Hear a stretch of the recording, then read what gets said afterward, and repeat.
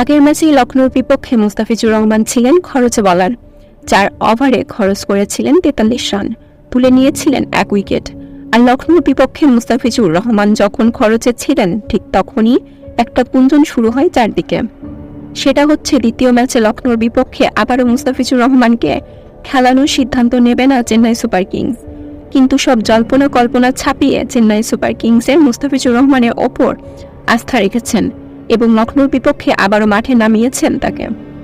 মুস্তাফিজকে মাঠে নামানোটা স্বাভাবিক, কেননা এর আগের ম্যাচটা ছিল লখনৌর মাঠে আর আজকের ম্যাচটা চেন্নাইয়ের মাঠে। আর চেন্নাইয়ের উইকেটে মুস্তাফিজুর রহমানকে নেবে না এমনটা তো হবে না। আর বল হাতে পেয়েই চেন্নাইয়ের আস্থার প্রতিদান দিয়েছেন মুস্তাফিজুর রহমান। ইনিংসের 5ম ওভার করার জন্য মুস্তাফিজুর রহমানের হাতে বল তুলে দেন চেন্নাইয়ের অধিনায়ক রুদ্রাজ গায়কোয়াড়। আর প্রথম বলেই 4 খান মুস্তাফিজুর রহমান।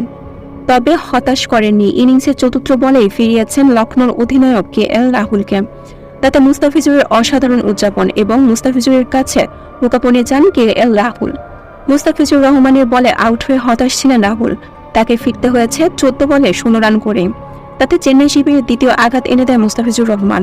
প্রথম ওভারেই তুলে নেন KL রাহুলের মতো গুরুত্বপূর্ণ উইকেট।